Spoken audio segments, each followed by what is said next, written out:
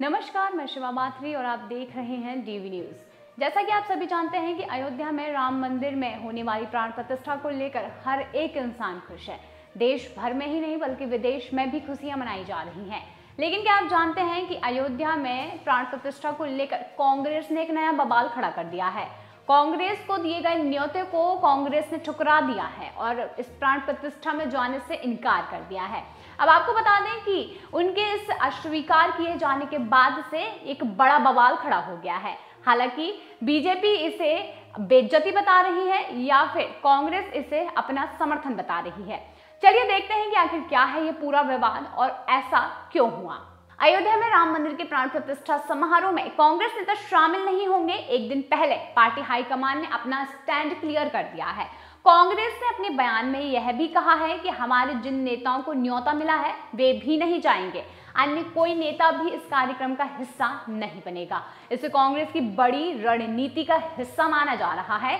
चूंकि न्योता मिलने के 21 दिन बाद पार्टी ने सार्वजनिक रूप से अयोध्या न जाने का बड़ा ऐलान कर दिया है। अब इससे पहले कांग्रेस खुद को राम और राम मंदिर से जोड़ती आ रही है। सॉफ्ट हिंदुत्व का कार्ड भी खेलने में यह नहीं हिचकिचाती है, लेकिन इस मेगा इवेंट के न्योते को कोई ठुकरा रहा है, इसके मायने जरूर निकाले जा रहे हैं। चलिए जानते हैं कि इसके 5 क्या नए मायने हैं जिनकी वजह से हम ये पता लगा सकते हैं कि आखिर ऐसा क्यों हुआ।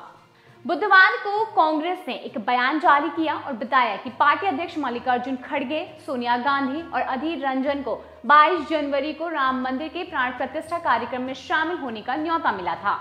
क्योंकि यह बीजेपी और आरएसएस का इवेंट है और चुनावी लाभ के लिए अधूरे मंदिर का उद्घाटन किया जा रहा है, इसीलिए कांग्रेस पार्टी न्योते को सम्मान और अस्वीकार कर रही है, यानी कि सम्मान से उन्होंने इसे अस्वीकार कर दिया है। कांग्रेस पार्टी से कोई नेता अयोध्या के कार्यक्रम में नहीं जाएगा। इसके साथ ही कांग्रेस ने अपने आधिकारिक नोट में उस लाइन को भी जोड़ा है जिसे पिछले दिनों अखिलेश यादव, ममता बनर्जी, सीपीएम नेता बृंदा करात, सीताराम येचुरी के बयानों में सुना गया है।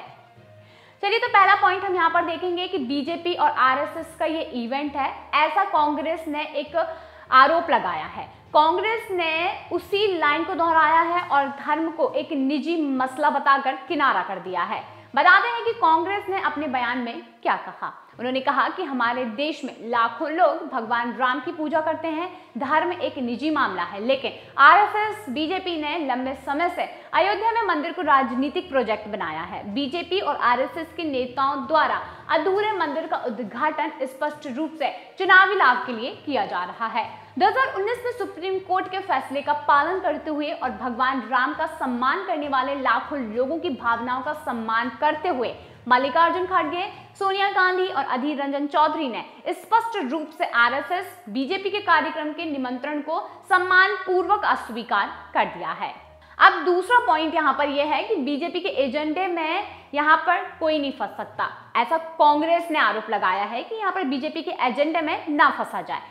3 महीने से भी कम समय में लोकसभा चुनाव होने वाले हैं। बीजेपी ने यह साफ कर दिया है कि वो राम मंदिर के मुद्दे को भुनाएगी और कांग्रेस को घेरने के लिए हिंदू विरोधी के रूप में प्रचारित करने में कसर नहीं छोड़ेगी। ऐसे में कांग्रेस के शीर्ष नेताओं का निर्णय बीजेपी के एजेंडे में ना फंसने का हो सकता है। कांग्रेस खुद को धर्मनिरपेक्ष पार्टी कहती है और उसका बड़ा अपना वोट बैंक है। शीर्ष नेतृत्व के अंदर खाने का यह डर है कि अगर वो अयोध्या जाती है तब भी बीजेपी घेरती है और मंदिर आने के लिए मजबूर करने का दम भरती है। ऐसे में वो बीजेपी के एजेंडे में फंस सकती थी और सफाई भी देनी पड़ती। वहीं कांग्रेस का यह कदम राम जन्मभूमि बाबरी मस्जिद विवाद में अयोध्या सिद्धांत की कमी को उजागर करता है और साफ साफ लोगों से भी ये बताना चाहता है कि हम बीजेपी के एजेंडे में बिल्कुल नहीं फंसेंगे, तो आप क्यों फंस रहे हैं। वहीं अब यहाँ पर तीसरा पॉइंट ये आता है कि कांग्रेस के पास बड़ा मुस्लिम वोट बैंक है, जिसके बाद वो इतनी दम दिखा रही है। देश में मुस्लिम वोटर्स की संख्या करीब 15% है। बड़ी बात यह है कि लोकसभा चुनाव में देश में सबसे ज्यादा मुस्लिम वोट कांग्रेस पार्टी को ही मिलते हैं और कांग्रेस के पास उत्तर भारत समेत पूरे देश में एक बड़ा मुस्लिम वोट बैंक देखने को मिलता है। पिछले चुनाव में उत्तर भारत में कई राज्यों में कांग्रेस को 50% से भी ज्यादा मुस्लिम वोटों ने वोट देकर आगे किया था। यानी कि आधे से ज्यादा मुस्लिम वोट बैंक कांग्रेस के पास हैं, जबकि देश भर में भी सबसे ज्यादा मुसलमानों ने कांग्रेस को वोट देकर पसंद किया है। देश में 33% से ज्यादा मुस्लिमों ने कांग्रेस उम्मीदवारों को वोट दिया था। यह जानकार कहते हैं कि पार्टी अगर अयोध्या जाती तो इससे एक बड़ा वर्ग नाराज हो सकता था और इसका खामियाजा कांग्रेस को चुनाव में भुगतना पड़ता। कांग्रेस को इससे फायदा मिल जाता है। कांग्रेस के अयोध्या नहीं जाने से मुस्लिम तुष्टीकरण की संभावना से इनकार नहीं किया जा सकता है। देश के मुसलमानों को यह संदेश जाएगा कि गांधी परिवार और कांग्रेस की तरफ से कोई न्योता और कोई नेता इस न्योते को ठुकरा रहा है और कोई भी नेता अयोध्या कार्यक्रम में नहीं जा रहा है। कांग्रेस मुसलमानों की सबसे बड़ी समर्थक है और कांग्रेस उनकी हितैषी है।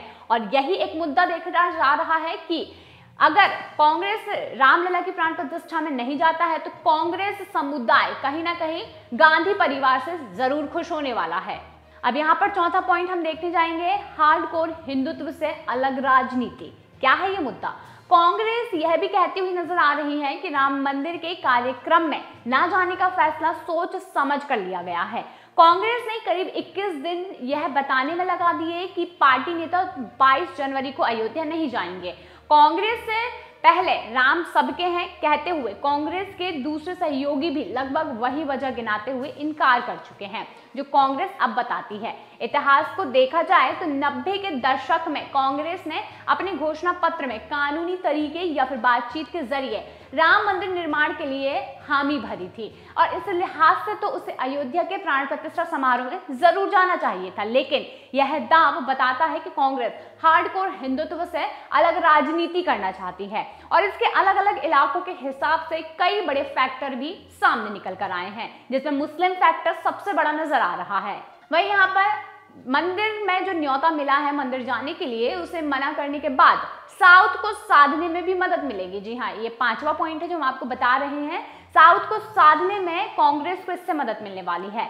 उत्तर भारत में सिर्फ हिमाचल प्रदेश में कांग्रेस की सरकार है। हाल ही में राजस्थान और छत्तीसगढ़ में कांग्रेस ने सत्ता गंवा दी है। वहीं मध्य प्रदेश में भी इस बार बुरी हार मिली है।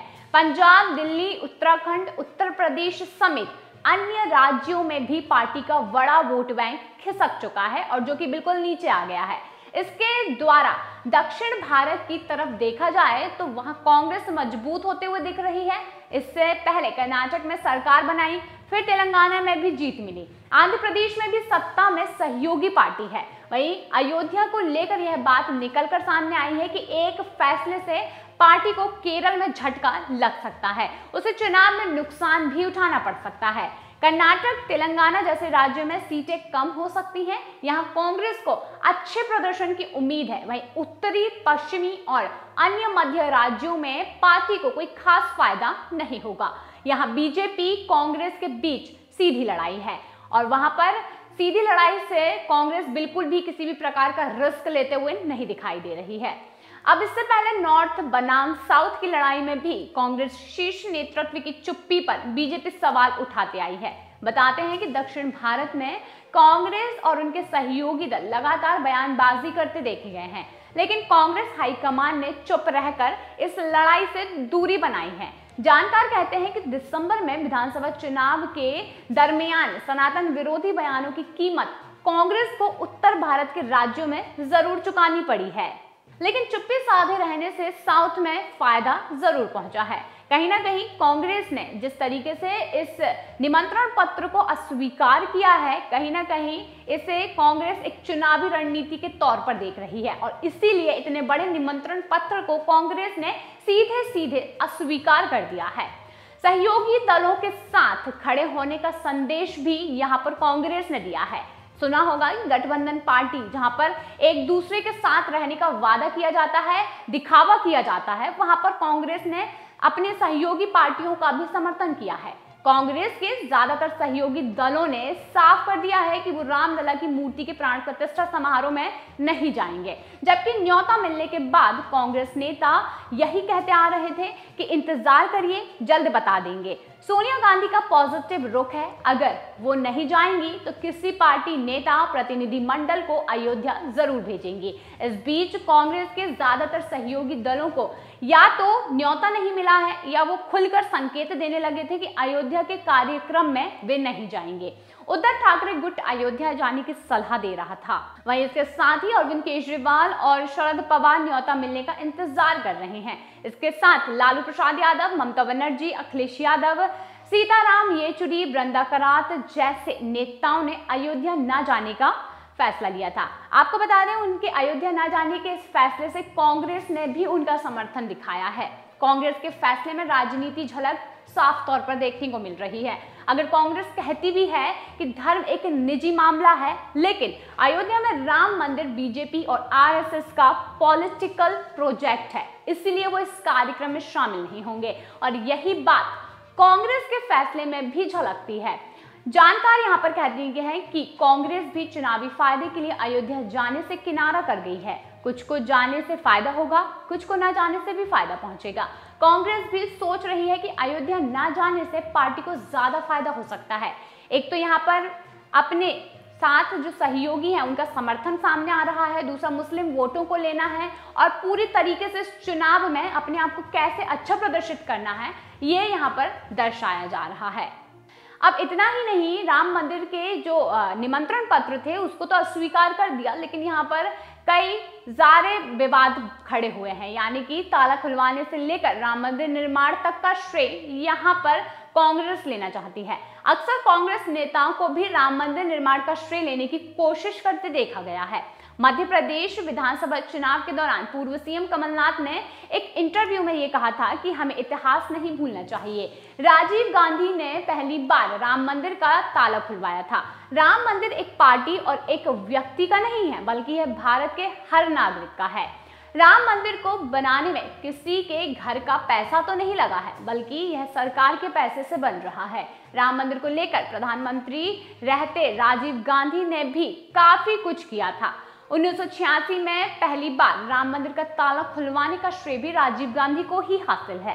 राजीव गांधी ने सिर्फ ताला ही नहीं खुलवाया था, बल्कि विश्व हिंदू परिषद को शिलान्यास की अनुमति भी दी थी और कार्यक्रम में शामिल होने के लिए अपने मंत्री बूटा सिंह को भी भेजा था। और ये राजीव गांधी ही हैं जिनके कार्यकाल में दूरदर्शन पर रामानंद सागर के रामायण सीरियल को प्रसारित करवाया गया था। 1989 का चुनाव करीब आने तक राजीव गांधी ने राम राज्य लाने का वादा भी किया था। यहाँ पर साफ तौर पर था कि कांग्रेस कहीं ना कहीं चुनाव में अपना श्रेय लेना चाह रही है कि राम मंदिर किसी एक के नहीं है, बल्कि राम मंदिर को कांग्रेस ने आगे बढ़ाया है। कहीं ना कहीं कांग्रेस की वजह से ही राम मंदिर आज बन पा रहा है। लेकिन यहाँ पर ये आरोप लगाए गए हैं कि बीजेपी राम मंदिर में पूरी प्राण प्रतिष्ठा कराकर अपना श्रेय खुद लेना चाहती है और बाकी पार्टियों को यहाँ पर सिर्फ एक समर्थन के लिए, ताकि चुनावों में वह ज्यादा हाईलाइट हो सके, इसके लिए न्योता दे रही है। अब दिलचस्प बात यह है कि राम मंदिर कार्यक्रम में शामिल होने से इनकार करने के बाद भी कांग्रेस के अंदर खाने से खींचतान बनी हुई है। पार्टी सूत्र कहते हैं कि आने वाले समय में कांग्रेस के भीतर कुछ बेचैनी देखने को मिल सकती है।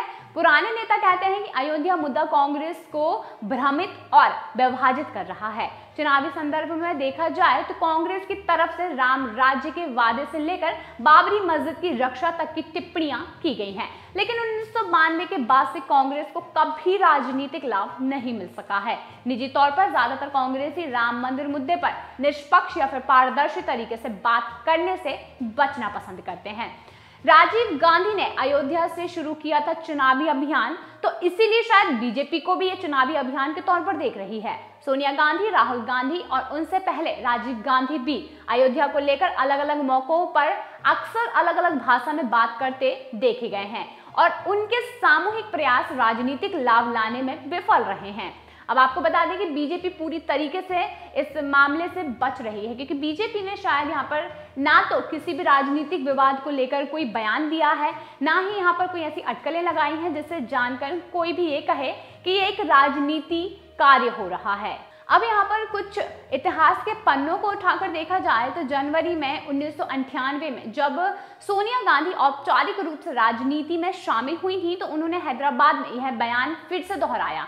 मुख्य रूप से मुस्लिम वोटर्स की सभा को संबोधित करते हुए उन्होंने कहा कि अगर गांधी परिवार का कोई भी सदस्य सत्ता में होता तो विवादित ढांचा ध्वस्त नहीं होता। अप्रैल 2007 में राहुल गांधी ने भी उत्तर प्रदेश में यही बयान दोहराया। 2004 में सोनिया गांधी ने एक इंटरव्यू में कहा कि उस दिन न सिर्फ आंसू आए, हम सभी व्याकुल थे। केंद्र में कांग्रेस सत्ता में थी, लेकिन यह मत भूलिए कि यूपी में बीजेपी सरकार थी। आपको बता दें कि यहाँ पर राम मंदिर को लेकर हर एक और खुशी का माहौल बना हुआ है, लेकिन कांग्रेस और विपक्षी पार्टियां यहाँ पर राजनीति पार्टी को लेकर और राजनीति बयान को लेकर तूल पकड़ती हुई नजर आ रही हैं, ताकि लोग इस चीज को राजनीतिक तरीके से देखें। लेकिन यहाँ पर बीजेपी के ढांचे से साफ नजर आ रहा है कि राम मंदिर के प्राण प्रतिष्ठा को लेकर हर एक चीज अच्छी तरीके से की जा रही है, और यहाँ पर देश ही नहीं बल्कि विदेश में भी लोग राम मंदिर की प्राण प्रतिष्ठा को लेकर काफी ज्यादा उत्सुक नजर आ रहे हैं। बस कांग्रेस और विपक्षी पार्टियों का ये अंदाज कुछ अलग ही नजर आ रहा है। अब देखना ये होगा कि उनके इस अंदाज से आगे इसका क्या नतीजा होने वाला है। तो ये थी आज की हमारी खास खबर। इससे जुड़ी और भी खास खबरें हम आपको लगातार देते रहेंगे। बने रहिए डीवी न्यूज के साथ।